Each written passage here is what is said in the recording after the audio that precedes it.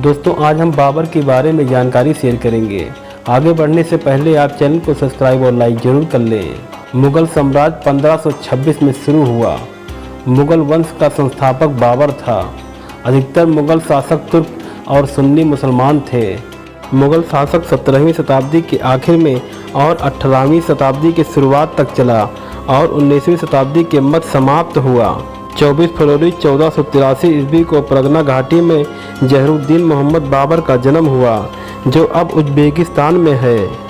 बाबर अपने पिता की ओर से तैमूर का 5वां और माता की ओर से चंगेज खां का 14वां वंशज था और वो भारत में अपना पूरा साम्राज्य स्थापित करने के लिए बहुत से राजा महाराजाओं का कत्ल भी किया। बाबर द्वारा लड़े गए प्रमुख युद्ध थे। पानीपत का प्रथम युद्ध 21 अप्रैल 1526 ईस्वी को इब्राहिम लोदी और बाबर के बीच लड़ा गया, जिसमें बाबर की जीत हुई। खानवा का युद्ध 17 मार्च 1527 ईस्वी में राणा सागा और बाबर के बीच युद्ध हुआ, जिसमें बाबर की जीत हुई। चंदेरी का युद्ध 29 मार्च 1528 में मेदिनी राय और बाबर के बीच हुआ, जिसमें बाबर की जीत हुई। घाघरा का युद्ध 6 अप्रैल 1529 में अफगानों और बाबर के बीच लड़ा गया, जिसमें बाबर की जीत हुई।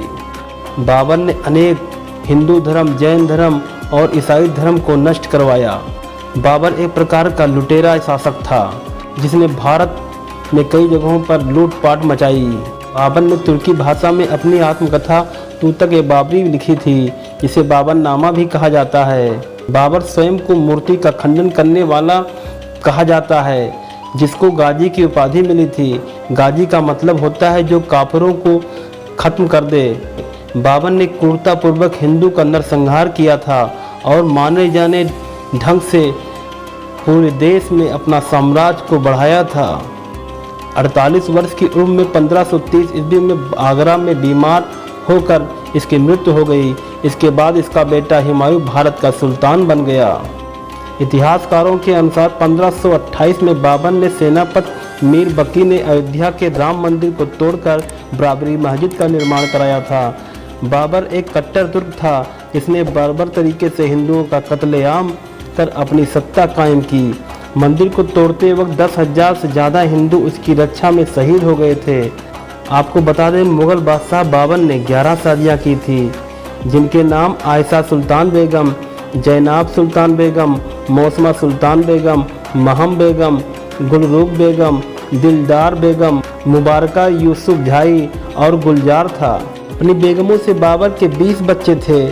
बाबर अपने सबसे बड़े बेटे हुमायूं को उत्तराधिकारी घोषित किया था। बाबर की मौत के बाद बाबर को भारत के आगरा शहर में दफनाया गया, पर उसकी अंतिम इच्छा ये थी कि उसे काबुल में दफनाया जाए, इसलिए उसे पुनः अफगानिस्तान के काबुल शहर में दफनाया गया। वहाँ पर उसका मकबरा बना हुआ है। बाबर के बारे में जानकारी कैसी लगी कमेंट बॉक्स में हमें ज़रूर बताएं, और आप नए हैं तो हमारे चैनल को सब्सक्राइब और लाइक ज़रूर करें। फिर मिलेंगे अगले वीडियो में, तब तक के लिए जय हिंद।